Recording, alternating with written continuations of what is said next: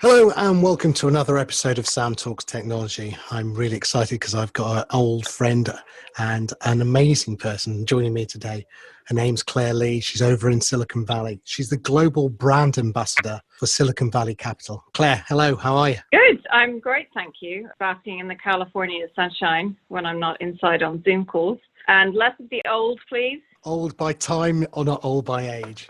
You're much younger than me, so you're okay. Maybe pretty close, to be honest, at this point. But I'm in California, so I have access to sunshine and doctors that you don't. Yeah, thanks. Thanks. How to make me feel guilty and awful. Now, Claire, I said you've been with Silicon Valley Bank for a number of years. How long have you been with Silicon Valley Bank? So I joined SVB as part of the commercial bank, actually, January 2014. So it's been 6.5 years, but I just made the transition out of SVB Financial Group to SVB Capital. So that is the venture capital investment arm of SVB Financial Group, which is the holding company of Silicon Valley Bank. And it's well known, pretty well known, at least in the technology and innovation ecosystem, as being the bank of choice for the innovation economy, i.e. startups, VC funds and investors, private equity, and a private bank for banking individuals as well. That has been a really good transition. It's only 6 weeks of being in my new role, but I'm very excited at the prospect of what we can do with SVB Capital as a platform in the future. And it's a wonderful testament to basically the person who hired me into SVB in the first place, who's now the president of SVB Capital, and that's John Chena. Nice. Now, what does your role entail as global brand ambassador? What are you going to be doing? Yeah, that's a great question. SVB Capital is now about 20 years old. So it was founded in 2000, headquartered here out of, the Bay Area, so Palo Alto and Menlo Park, California. And we have seen that evolve obviously quite a lot to be very specialized in fund of funds, and then more recently doing direct investments. And so with the funds, the firm obviously invests the capital platform. We invest dominantly and primarily in what may be referred to as tier one or name brand VC firms, and then a smaller allocation to some smaller firms and up and coming, and emerging managers. And then on the direct investment side, we have a really wonderful team, a small team of GPs who do direct investments, and they co-invest with obviously equity rounds, and they co-invest with the VCs that obviously we're very close to. So if you think about SVB, the way I like to visualize it, it's at the very intersection of a lot of the different, most, I'd say, influential constituents, right? On the one hand, you have the founders and entrepreneurs and startups. Then you have the investment firms, the VCs, and we have a fund banking group that works with them. And then we have the commercial bank, which banks the companies themselves, the startups. And so we've got private bank for the individual CEOs and serial entrepreneurs, GPs in the firms. We've got commercial bank then to bank the companies, the startups themselves at different stages. And I actually ran the pre-Series A, our early stage function, for about 5.5 of the years I've been at SVB. And then what I find fascinating is obviously our work with private equity and venture capital. So that's the third leg of the stool. And with the SVB Capital platform, it's now, really poised to grow under John's leadership and take a real leadership position around the world and become a very much more well-known global brand, SVB Capital. So I'm excited to dive into that job and figure out where I can move the needle personally as an ambassador for SVB Capital in the next 5-10 years, hopefully. Hopefully. Now, quick question. You would say you were doing the pre-seed round. What companies did you invest in? What's the one that you're most proud of that you can look back on? As the head of startup banking, more recently co-head with my partner, Ashraf, we were able to build out a platform to engage with early stage entrepreneurs, so seed funded companies, and then basically we were the banking partner, right? So at that point, what we're looking at is, let's call it basic banking, which is a checking account, essentially money market account, and a credit card.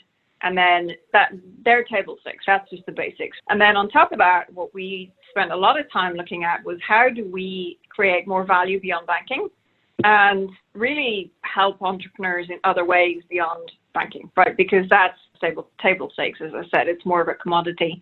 And so I focused very much on looking at, say, the business development opportunity to have more kind of entrepreneurial folks and evangelists or ambassadors in a team. And we had folks on the ground in New York, Boston, LA, and the Bay Area. And so they were engaging with founders all day, every day. And also the constituents that serve them as well, our partners like law firms, accountants, and temp CFO groups, and also the incubators, accelerators like the YCs of the world. We've basically been growing that platform in the form of a national practice for tech startups in the US. And then we added the national practice for life sciences and healthcare, which has been fascinating.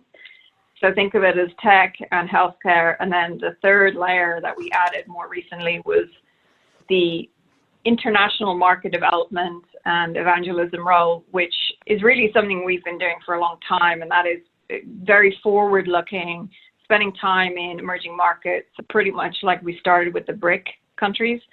So we have a lot of folks interested in and actively engaging in LATAM, especially Brazil, Mexico, to an extent Argentina, Chile, and also in India. It's been fascinating to have members of my team and the prior group that I was co-head of really looking at these innovation economies outside of the US, and then we build bridges to and from those places, and we're very engaged with the diaspora communities in the US as well, which I think just opens up a perspective for people, and then you start broadening your horizons, your perspectives when you bring people together around diaspora and a theme that everybody wants to see, which is, hey, how do we help these economies grow through entrepreneurship and successful exits and all the rest of it. Our goal is obviously to help them go from incorporation to IPO.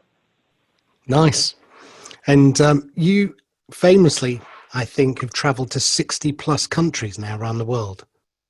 And that's going to grow on your new role to even more. Yeah, in the new role, that's why, honestly, I feel like, a kid in the candy shop at the moment, because I got very excited when John Chino, the president of SVB Capital and my executive sponsor and boss at SVB, when he moved over to SVB Capital just over a year ago, I think what John's vision really says to me and resonates so much is that it is really going to have a very global brand that I can help cultivate. So when you think about my skills and strengths, and me from obviously Microsoft years, being based in the UK, I still have my house there in Henley-on-Thames, and a part of my heart always, of course, is in London.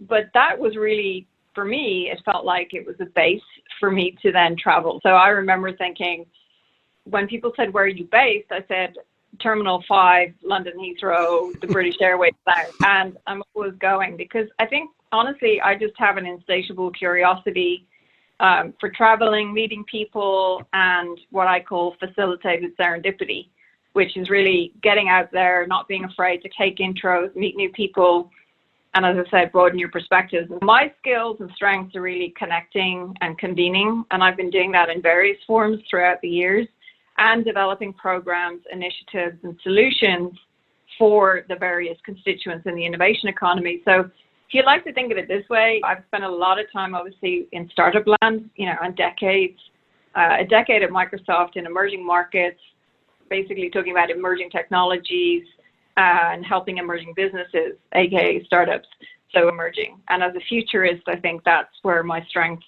really lie. The difference now is that now I'm pointing it at the limited partner community, right? So I'll have a really good chance to look at, hey, what are the geographic trends and themes, and where can we start to get involved in more places around the world that are very much growing and have a limited partner community, family offices being a big part of that, where we can develop relationships and start basically driving a lot more geographical diversification, which plays into, I think, very much an inclusion strategy. So diversification helps with diversity, I think. The second aspect is then being visible in the marketplace, having a point of view, which of course I don't struggle with that. And taking the SVB Capital brand, the platform, and really evangelizing all the things that, yes, have been done and are here, but more importantly, painting that picture for what it could be.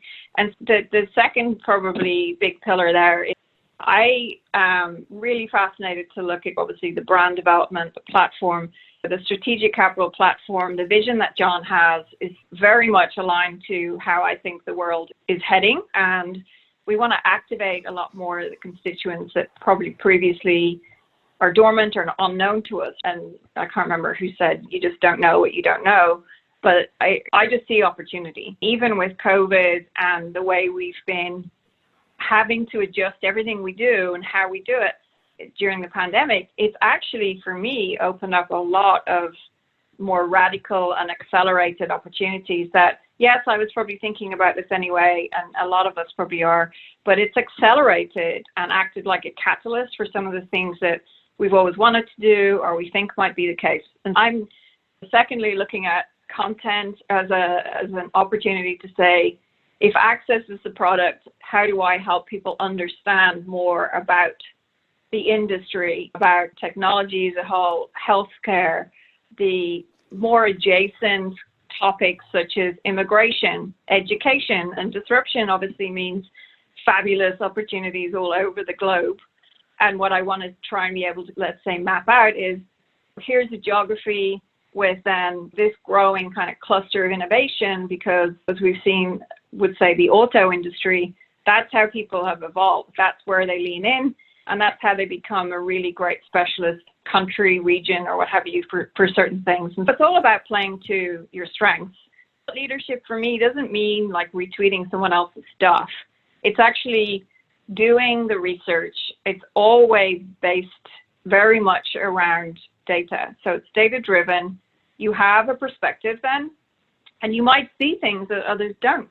And on the topics, innovation, venture capital, family offices, and I would say particularly how we as a society at large are thinking about ways to close the equality, address the income inequality issues, and address a lot of the social injustices that we are seeing more as a society. So it's not to say we just focus on talking about how to structure a term sheet or any of these things. There's tons of resources out there. There's tons of experts as well. But I think my advantage is being able to see so many of these constituents and themes and trends at one time, and then being able to connect some dots and share a perspective that might shine a light on something new or different or interesting or compelling that the investor community and others can see. One of the things I think comes out of that, Sam, is that I'm very driven by, again, the vision that John and SVB has at large as a leader in this community, is looking to really translate a lot of the work we're doing and show up as a leader and create the shadow of a leader in the venture capital industry at large and around, say, access in general for those that aspire to be entrepreneurs but have previously been, say, excluded. And a lot of that ties into education. It ties into immigration status. And I'm particularly driven to look at that as a dimension of how we enable people really reach their full potential. And so if we can remove some of the obstacles and the barriers, if we can do a better job harnessing the power of all of the things that I just spoke to, then it becomes more meaningful and it translates more obviously into action. And that's the point I think we're all at, right? Because we're tired. As a gender parity group, I'll tell you, we women are just tired of having to repeat and educate and inform. And I will say, doing these League of Extraordinary Women meetups in all over the world with lots of incredible, amazing human beings who happen to be female, is that we're just tired talking about this shit. We really just have to get on and do things.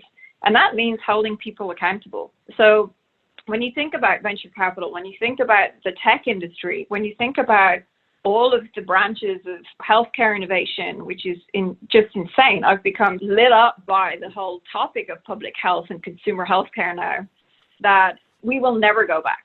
We go back.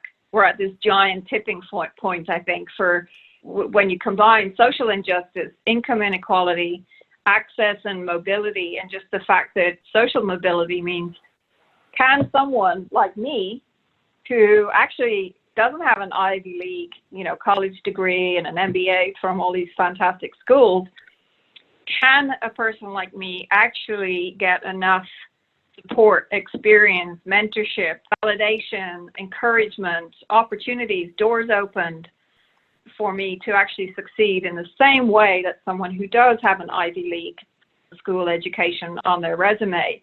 And I feel like that's something that drives me like every day. So I agree with everything you've said, and yet America right now under Trump is removing the visas for immigrants coming in, and the colleges are not allowing the students who pay full whack to basically go to those colleges to stay. So in effect, under the current leadership of America, they're saying access is not going to be given. In fact, access is going to be restricted. And if you look at the leaders of some of the biggest American companies right now, Satya Nadella, Sundar Pichai, they're all immigrants who came into the country, worked their way up, and have added value to America. So America right now under Trump feels like everything you're trying to achieve, it's trying to oppose. I can see how you see it that way. I don't. I will tell you why. Because one, I know a lot of people that are actually incredibly inspired and motivated to find solutions around the problems that we have, right, as a society. And I'm talking about, say, education. As an example, right, the Dream US. I met Donald Graham, Code, I think 2 years ago, which is Kara Swisher and Ezra Klein's wonderful evolution of Recode. And Phil Libin, who's the CEO of All Turtles and now wonderful guy, great friend, and he connected me with Donald Graham. So we had dinner. Donald is, in case the name resonates, the son of Catherine Graham. And he's the person who sold the Washington Post to Jeff Bezos. It turns out that Don is also a wonderful human being. So he created the Dream US, which is this scholarship program for dreamers, so DACA recipients, these children of immigrants, okay, that are here with undocumented immigration status, right? And they don't get any financial aid. They cannot access the basic third level education, i.e. they can finish high school and get a high school diploma. But the scholarships that the Dream US with Donald and his buddies put together will help pay for the college education. And he's done a great job creating a platform where they've got like the university partnerships where the universities say, sure, send these folks here, we'll help them get qualified, and the Dream US picks up the tab, essentially. So look, here's the thing about disruption and even obstruction. People will find ways around it. And that's why I feel good about the situation. It's probably the only reason that you can get up and shower and like brush your hair and actually get on Zooms, because you think, heck, we have work to do, and we know that. So for every kind of like macroeconomic problem or every maybe, let's say, policy issue, and God knows there's a lot of things we don't all align on and all the rest of it, but I just see disruption. I see innovators, I see creativity, I think I see a lot of more motivation and hence productivity around finding the solutions and saying, okay, now there's a sense of urgency around this. There is an example, the Dream US, what Donald Graham is doing. There is an example of one thing that moves the needle, has a very tangible impact, and also he's now looking to expand it so that he can say, how do we help these fantastic children who, by the way, are extremely hungry, and so the dropout rate is way less, okay, and they go on, I think it's like over 90% of them, okay, go on and finish the degree. But then there's a cohort that wants to do postgrad and become lawyers and doctors and hopefully technology CEOs and do startups and then go work at Google and, you know, Microsoft and Facebook or other companies and get some experience and become very much active parts of the entrepreneurial world and the innovation ecosystem. That's what changes things. That's what changes minds. It's what changes the flow of the wealth and ultimately those that hold the economics, because that's really where parity comes into play.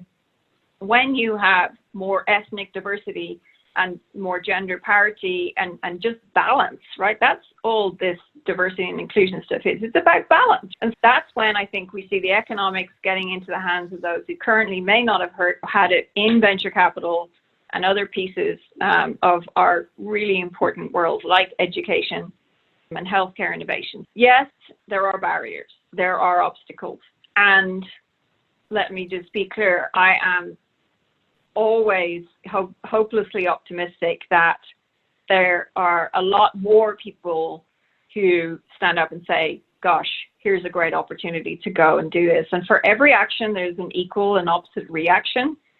And never forget that people rise up. And if they're compelled by a situation that doesn't work for them, they will rise up, they will speak up, and then they will do different. Cool. No, again, I can't disagree. I think the opportunity that, and you're right, COVID is an accelerator as well. So we're seeing people actually saying, I've got skills. I think it was your friend, Chamath, who said recently that MBAs and degrees mean nothing. It's skills and experience, everything. And I think it's the opportunity. That's right. That's the difference between talking about access to talent and, say, how education systems may have worked for the time, at the time. Yeah. But everything evolves. That's the only thing. The only constant is change. And the great thing is being at SVB has allowed me to see how things evolve. And we're evolving fast because we have to. And that's the key. If you don't have adaptability as part of your strengths and skills, you're probably not going to be successful. And Natalie Fratto, who used to be part of my team in New York and since went to Goldman Sachs, she developed this whole thesis around adaptability quotient, AQ. So AQ is a new EQ. And I thoroughly buy into Natalie's thesis on AQ. It's really fascinating. I'll look it up. It sounds really interesting. Okay, so you're settling into your new role, but let's take a little step back. When we first met, when you were in London, you were working for Microsoft. What were you doing for Microsoft? So I had 3 distinct roles at Microsoft, but I first started in UK product marketing, and I think somewhat coincidentally, my focus was on ISVs. There's a term you don't hear very often. ISVs in financial services and insurance. And so I started to get to know a bit about that. I wouldn't say I developed a very robust sector expertise, but I did fall in love with emerging ISV, which is essentially startup. And so I got really drawn into startup and entrepreneurial endeavors. And that then in turn led me to a role with Microsoft International, and that was the local software economy lead for EMEA. And that essentially is, again, a very just simple kind of triumvirate. It's government, academia, private sector partnering to grow the innovation economy and particularly support entrepreneurship, but do it in very tangible ways. And so that role took me to places like the European Parliament and working with the EU and some MEPs. Hey, how can you help educate your leadership back in your country about ways to do this better, where you will hopefully become more competitive in this digital age?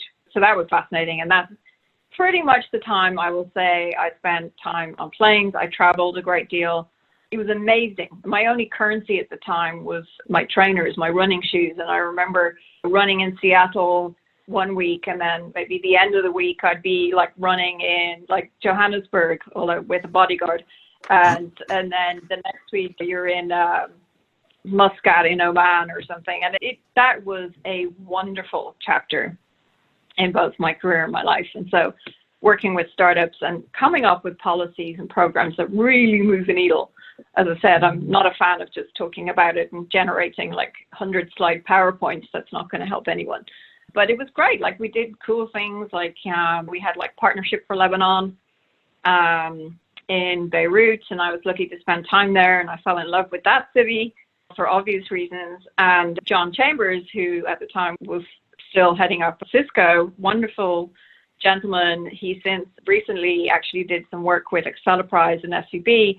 And when my colleague mentioned Partnership for Lebanon to him, he said, "Oh my goodness, it's really nice to be reminded of something that I did back then that had a really big impact in the country and the region." That just says a lot to how I think we have seen our capacity to influence other countries' development, right, around thinking more about the future rather than the past, i.e., in the Middle East, countries are very actively thinking.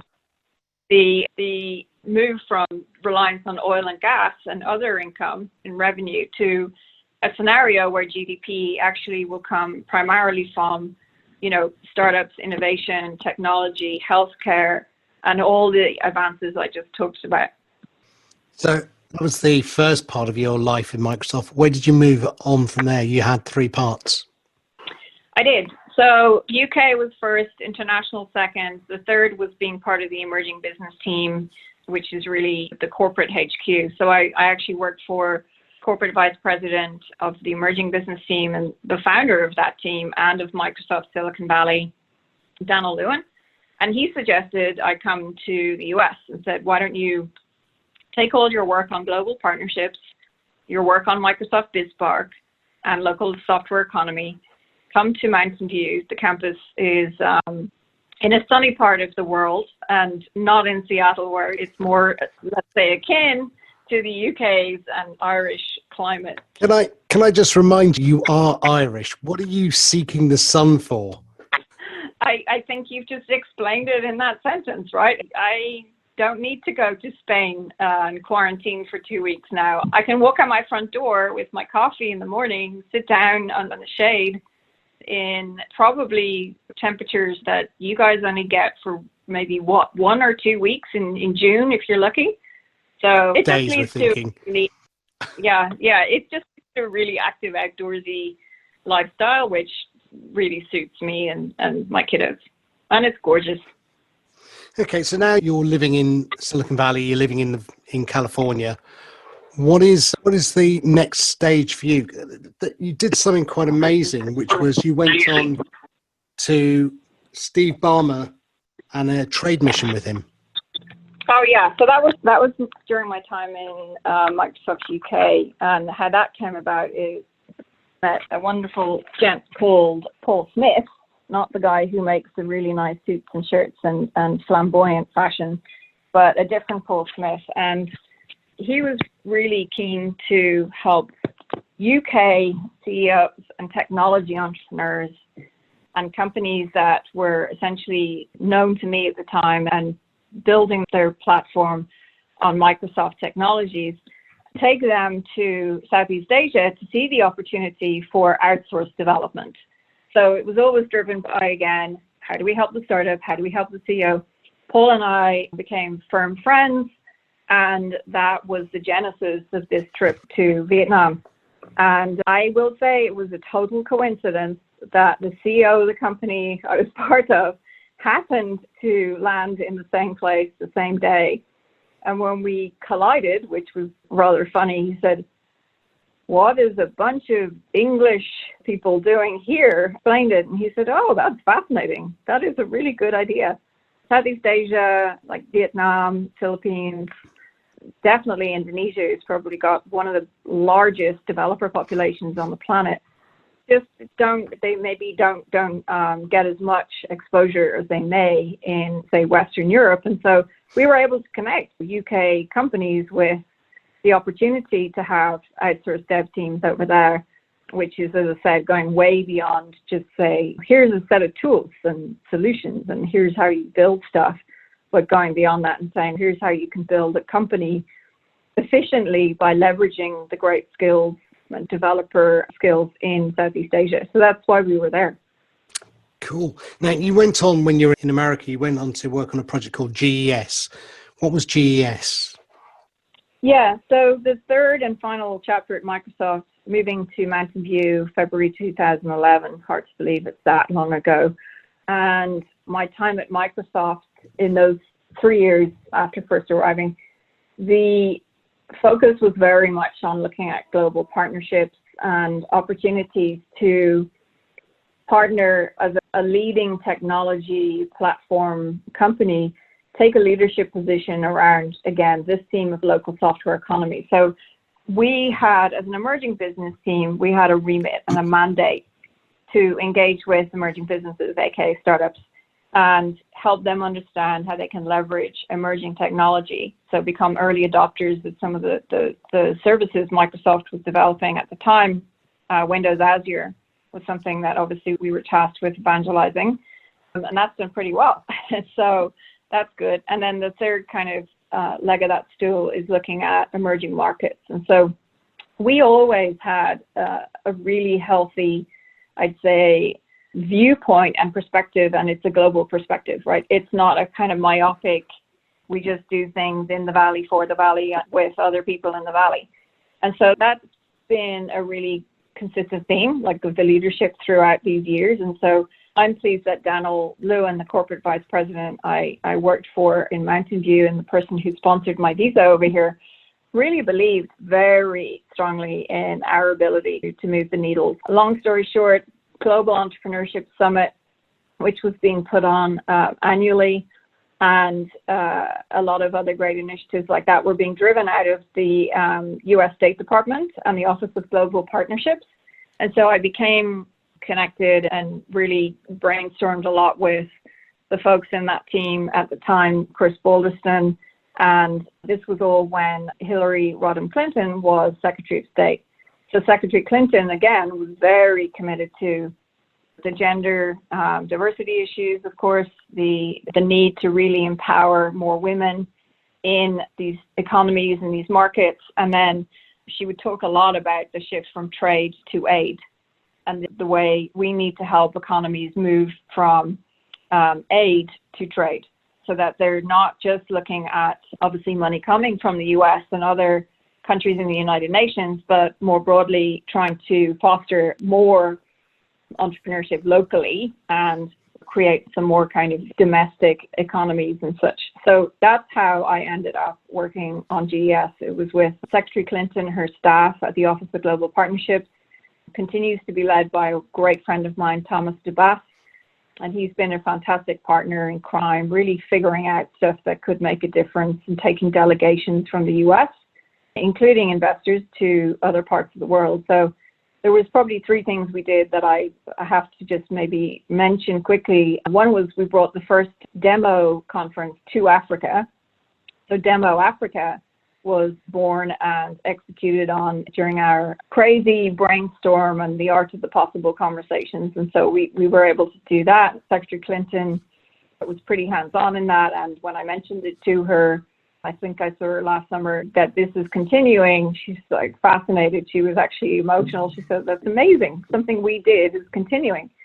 The second thing we did, I loved this. And again, in Africa, we went in July 2015. I left my kids at my mum's and I took off to Nairobi. And that was the first time that President Obama actually visited Kenya as the sitting president. So it was fascinating, again, enlightening. I made some great friends there. It was just great to see the African ecosystem start to really light up. And I think we've seen that continue in the last couple of years. And then the third thing was the Global Entrepreneurship Summit at Stanford. We had a really, really involved role in helping the US State Department Commerce Department and lots of other public policy partners to bring Global Entrepreneurship Summit to Silicon Valley. And really the joy of it was seeing, I think, over 700 entrepreneurs from like over, 150 countries or something come to the Valley and meet with a plethora of fantastically skilled and wonderful investors, including limited partners and family offices and other institutional investors, and really see this, again, broad global perspective that we could bring. And President Obama did that in June 2016. And after that GES event, you may recall, we had a dinner. And here's a piece of trivia that you may not know. That was the day, and it was during the dinner, that Brexit went down. So we were literally sitting opposite each other. And to my right was Ambassador Susan Rice and his national security advisor at the time. And she was monitoring her BlackBerry for all things Brexit. And she was also monitoring her iPhone for all things teenage boy left at home who's having people over. And actually, I think Jake just graduated from Stanford. So that was 4 years ago. Amazing, really, what's happened since then. But I'd say they are the three things that jump out at me. Demo Africa, going to Nairobi with President Obama as part of that U.S. investor delegation. And third, really helping to pull off GES in our home, in our backyard in Silicon Valley. So, yeah, very fun, interesting, obviously hard work, but just great opportunities to have as a human. Oh, absolutely. And I take my hat off to you for doing them. I just want to add one last part to that, which you seem to have glossed over, which is a certain dinner that you had. You mentioned President Obama, but there were other people there like Reid Hoffman, Sundar Pichai. Did you not pinch yourself just looking around that room? That was an amazingly powerful room of people. Yeah, and I think what probably struck me was, yes, I was certainly fangirl, caught in headlights type of thing, and there was moments where I think it felt surreal. The whole thing was not public. It was actually a private dinner at the invitation of Reid Hoffman, where obviously the guest of honor was President Obama. So also present were folks that I had the, honor and privilege of getting to know through GES, like Valerie Jarrett, who's senior advisor to President Obama. So to my left is Chamath, who, of course, we all know as being an amazing pioneer and, for sure, I think one of the most outspoken innovators, investors, and almost contrarians, right, of the current landscape. And he's fantastic. I loved sitting next to Chamath. We did have a few laughs. And to my right, obviously, as I said, Ambassador Rice. And it turns out that after, of course, that administration transitioned, a lot of people left DC and started to do new things, of course. And so I'm pleased to say that a lot of the relationships we built, folks ended up at Microsoft and Google and all over the place. And Susan and I kept in touch, and she reached out when she was out here, etc. Of course, her son was at Stanford.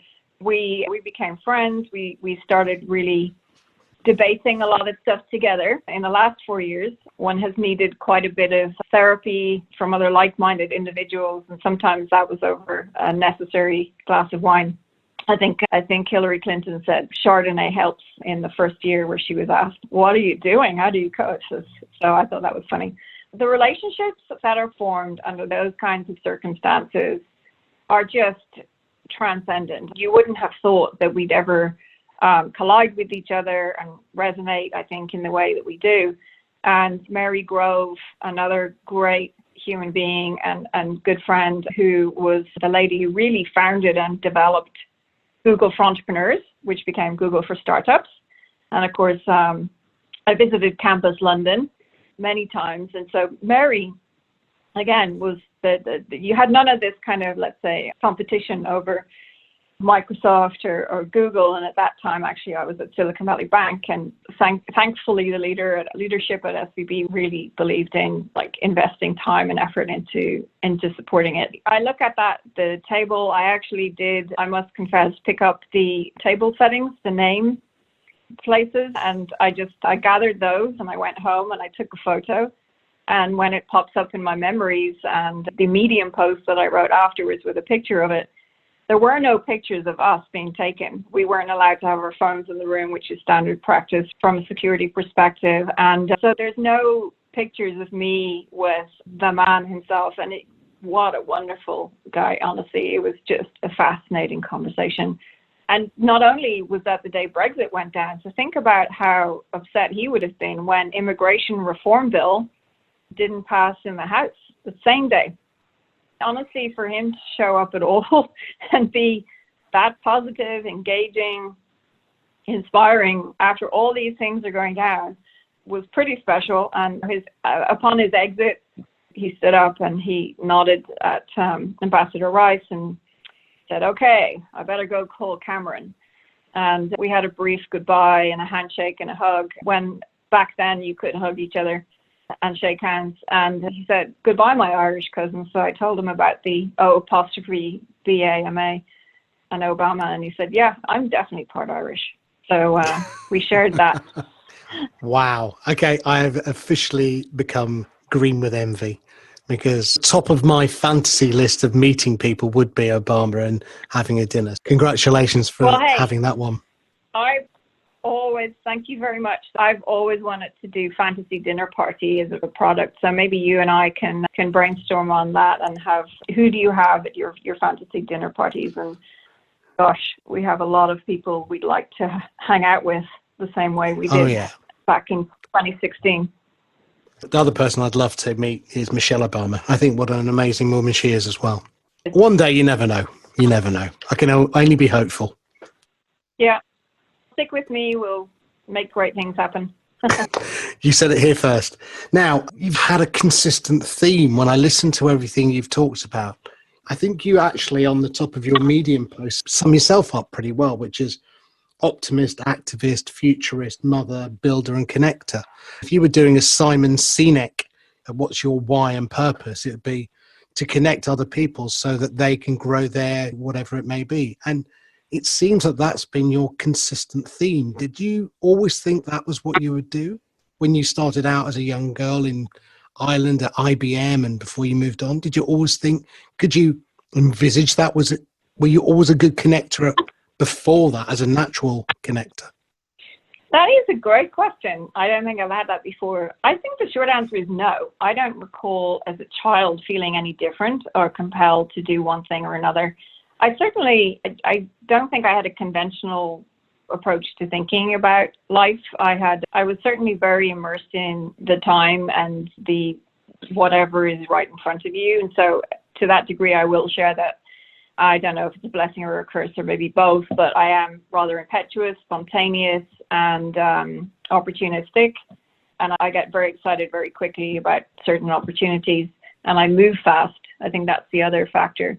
I don't know. I don't think I was conscious of it, but I will say, looking back now, I noticed that I was pretty, let's say, influenced by and inspired by my grandmother, who just was very community minded. And as an example, dragged me around the place, but we'd go down to the pier where the fishing boats had just, pulled in and docked, and she would haggle with the guys who had just brought the fish back from the ocean and say, "I'm not going to wait till it gets into the fishmongers. And it's funny, she would always start off with something really personal, like, "How is your mother doing? Is she recovering from her latest? Oh, I heard your father lost his job at the factory. Is there anything I can?" So it was so amazing looking back on it that she always started with the person and the personal. But she did a lot of good. And then on the way back with our fish in hand, we'd literally stop at these different places, different homes, right on the way back to her house. And she would knock on the door and she would hand some of these things that she just bought over to people who clearly were in a less well-off state than even she was. And we were pretty poor, definitely working class. And so maybe that's a part of it. I don't know. But I am driven by making a difference. And that's why we do aim to be a catalyst for good in the sector by offering more access to innovation, as I said. for underrepresented groups. And I think anyone who supports the Irish rugby team and is used to watching an underdog try to perform year in, year out, is deeply inspired to vote for the underdog and then help folks that are maybe not as lucky as you or privileged to go on and win the day. That's why, I don't know, I'm fascinated by people. I'm fascinated by the relationships that could be possible when you connect to people. There's nothing more rewarding, I think, than finding your introduction has led to someone getting a check for equity, seed or Series A or bigger, a company that says, this team is amazing, we're going to buy them, acquihire. Hearing about a founder who said, look, I picked up 2 customers because of that intro you made, and that's the difference between survival and failure. There's extremely basic human results in that, as we can see, and also the ability to take that and go further. So the expansion is also an issue, because being stuck in, say, one town or one segment of the community or have you doesn't resonate with me at all. And so I've always been, I think, just adventurous, right? And into, okay, what else is there? And so the expansion mindset, this global perspective at SVB around being a catalyst it's playing out in what we do. We just expanded, obviously, beyond just the UK and Israel to Germany and Ireland, Canada, Denmark, as an example, right? I think that suits me and it plays to my strengths, because again, it's always new next.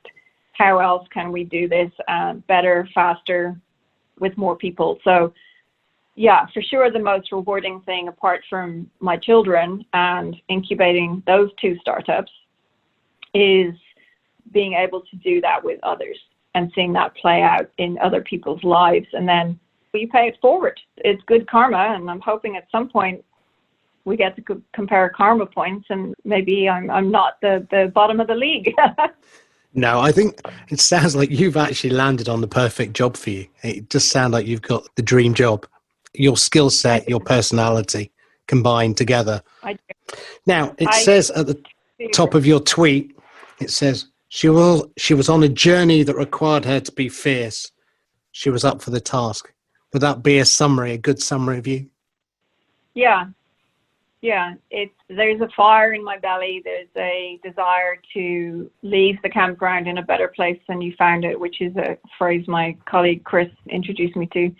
I'm just so driven. And even though I'm older than the Microsoft days where I was jumping on planes and running around the globe, I don't feel any different. I don't feel like I have any less energy. In fact, more. I really feel incredibly powerful and empowered in this position, working for, SVB Capital, and John Chena and the leadership team at SVB have been fantastic advocates for me, giving me the opportunities to go and obviously act on their behalf, but to, I think, create things that are going to be more in tune with, say, what we want to do as humans and as parents, etc. We're legacy building. I think that's kind of how I feel about it. It's not an age or stage thing. It's the fact that I'm just so driven, maybe even more than I used to be, to go and grasp the nettle and take opportunities, even in challenging times. And maybe even because in challenging times, that's when things get real. It's almost palpable. You can almost bite into it, right? Our desire to see change and the force almost that comes together and makes that happen. Doing things, kind of conventional wisdom or ordinariness is certainly not my game. I'm always looking to disrupt things from the inside and do it in partnership with others. And it's those relationships, it's those results that just give me so much joy. It's not about a paycheck. It feels more like a vocation than a job. And I think you found the perfect one. Claire Lee, thank you so much for your time. Now, before you go, where can people get in touch with you? How is there the website, or what's the best way? My number one kind of source of everything is Twitter. So you can find me on Twitter at eClaire, and like eClaire, the nice pastry thingy that you shouldn't eat, but during COVID you will. And then I do have a Medium blog that has been dormant, but that I'm firing up all these synapses are now connecting, and I'm committed to having a renaissance in my Medium blog and starting to get that underway. And then thirdly, I will be probably, hopefully, maybe very likely starting a podcast soon, and that's where I need your help, Sam. Always a pleasure. I will do that for you, no worries. Claire Lee, thank you so much for your time. It's been a pleasure. Amazing journey you've had. Congratulations.